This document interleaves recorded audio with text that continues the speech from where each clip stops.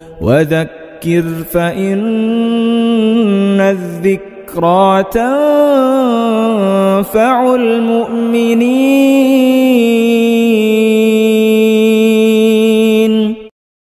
گناہوں پر کبھی کبھار تدبیر کی سزا ملتی ہے، یعنی بندہ جیسا معاملہ کرتا ہے اللہ تبارک و تعالی کی جانب سے اس کے ساتھ ویسا ہی معاملہ کیا جاتا ہے۔ میں آپ کو ایک دلچسپ واقعہ سناؤں جس سے آپ کو سمجھ میں آ جائے گا کہ بندہ جیسا کرتا ہے ویسا معاملہ رب کائنات کی جانب سے اسے پیش آتا ہے۔ واقعہ یہ ہے، مصر کا ایک بادشاہ تھا، اس کا نام تھا احمد ابن طولون۔ اس کو ایک مرتبہ اپنے حوض کے قریب ایک بچہ گرا ہوا پڑا ہوا ملا، اس کو بادشاہ نے اٹھا لیا۔ اب وہ بچہ احمد یتیم کے نام سے مشہور ہو گیا۔ اللہ تعالی نے اس بچے کو ذہانت، فطانت، چالاکی، عقل مندی، سمجھداری کی نعمت سے نوازا تھا۔ مختلف ظاہری و باطنی خوبیاں اس کے اندر موجود تھیں۔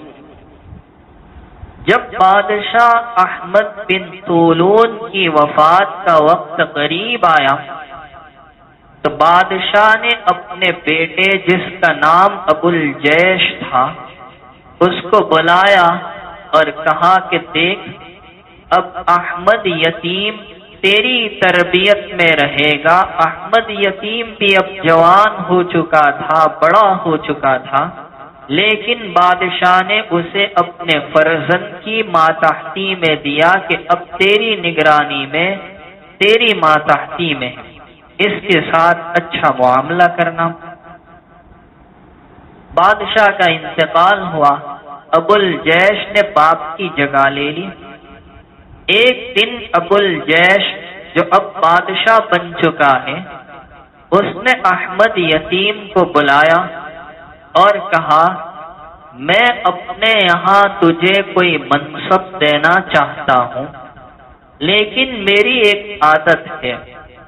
عادت یہ ہے کہ جب میں کسی کو کوئی ذمہ داری سپرد کرتا ہوں تو پہلے اس سے عہد و پیمان لے لیا کرتا ہوں کہ مجھ سے کوئی کسی طرح کی خیانت نہیں کرے گا۔ احمد یتیم نے وعدہ کر لیا کہ بادشاہ سلامت، آپ مطمئن رہیے، میں آپ کے ساتھ کوئی خیانت غداری نہیں کروں گا۔ چنانچہ بادشاہ ابو الجیش نے احمد یتیم کو اپنے مال و اسباب کا نگران بنا دیا اور تمام نوکر و چاکر پر امیر مقرر کر دیا۔ احمد یتیم اپنی ذمہ داری کو حسن اور خوبی کے ساتھ نبھاتا رہا، انجام دیتا رہا اور بہت جلد بادشاہ کی نظر میں قابل اعتقاد و توجہ بن گیا۔ ایک دن بادشاہ ابو الجیش نے احمد یتیم کو بلایا اور کہا میری فلاں باندی کے کمرے میں جاؤ اور وہاں میری بیٹھنے کی جو جگہ ہے وہاں ایک قیمتی موتی رکھا ہے، تم اسے لے آؤ۔ احمد یتیم باندی کے کمرے میں پہنچا تو دیکھا بادشاہ کی باندی کسی خادم کے ساتھ غلط کام میں مبتلا ہے۔ احمد یتیم نے اس باندی کو اور خادم کو قابل اعتراض حالت میں پا لیا تو چپ چاپ وہاں سے نکل آیا۔ اس باندی نے احمد یتیم کو دیکھ لیا اور احمد یتیم کے پاس آ کر باندی اس سے غلط کام کی فرمائش کرنے لگی۔ احمد یتیم نے جواب دیا خدا کی قسم میں اپنے امیر اور محسن کے ساتھ غداری اور خیانت نہیں کر سکتا، میں نے تو اس سے عہد و پیمان کر لیا ہے۔ احمد یتیم نے موتی بادشاہ کو لا کر پیش کیا اور جو کچھ دیکھا تھا اس سے وہ خاموش رہا، بادشاہ کو کچھ نہیں بتایا۔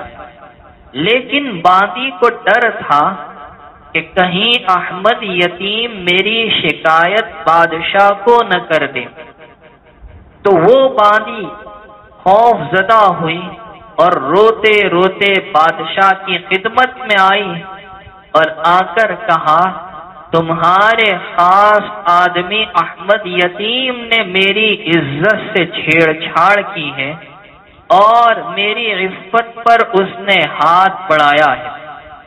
باندی کی یہ بات سن کر بادشاہ ابو الجیش کو غصہ آیا، کچھ دیر سوچتا رہا۔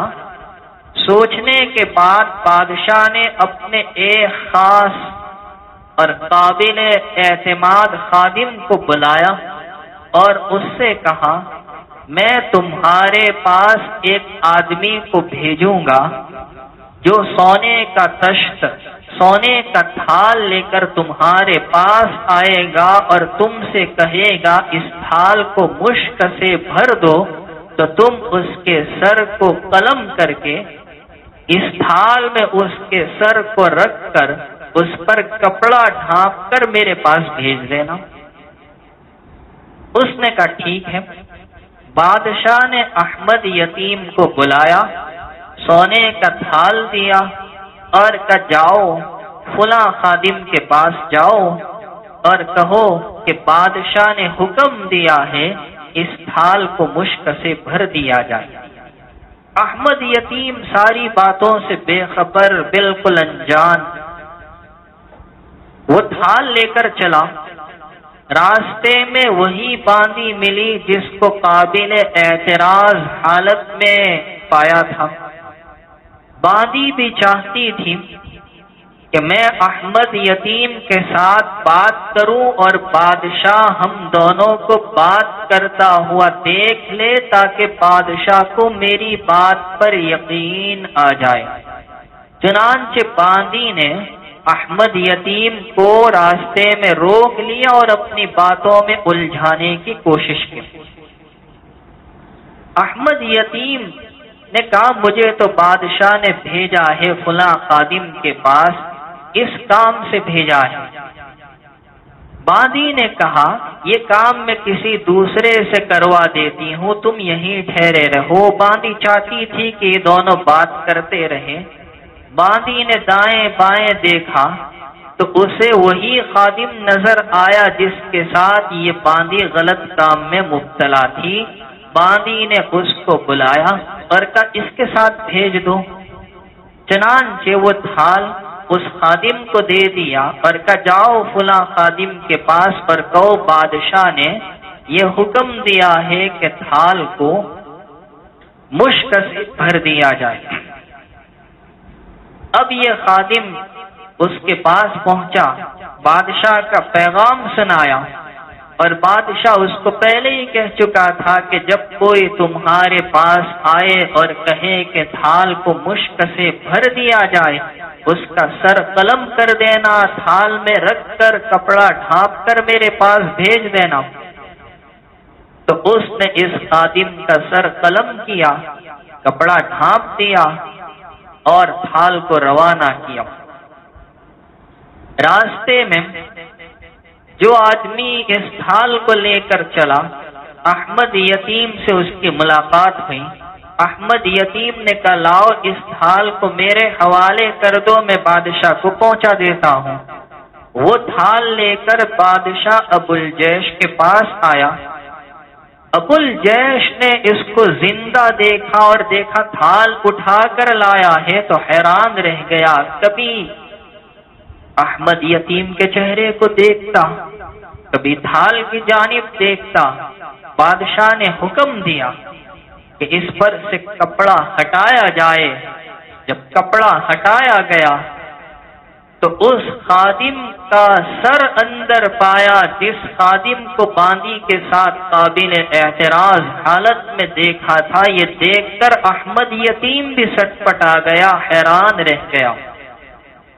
پھر بادشاہ نے احمد یتیم کو اپنے پاس بلایا اور پوچھا، یہ جو خادم جس کا سر تم اس تھال میں موجود پاتے ہو، کیا تم اس کی کوئی خاص بات جانتے ہو؟ مجبوراً احمد یتیم کو ساری کارگزاری سنانی پڑی کہ بادشاہ سلامت، جب آپ نے حکم دیا کہ میری باندی کے کمرے سے موتی لے آؤ، تو میں نے آپ کی باندی کو اسی خادم کے ساتھ قابل اعتراض حالت میں دیکھا تھا۔ بادشاہ نے باندی کو بلایا اور سختی سے پوچھ تاچھ کی تو اس نے اپنے جرم کا اعتراف کر لیا۔ چنانچہ بادشاہ نے اس کو قتل کروا دیا، اور احمد یتیم اب بادشاہ کی نظر میں اور بھی زیادہ قابل توجہ بن گیا، بلکہ بادشاہ نے سارے امور اسی کے حوالے کر دیے۔ مجھے بتانا یہ ہے کہ گناہوں کی سزا کبھی کبھار تدبیر سے ملتی ہے، جو جیسا کرتا ہے اس کے ساتھ ویسا معاملہ کیا جاتا ہے۔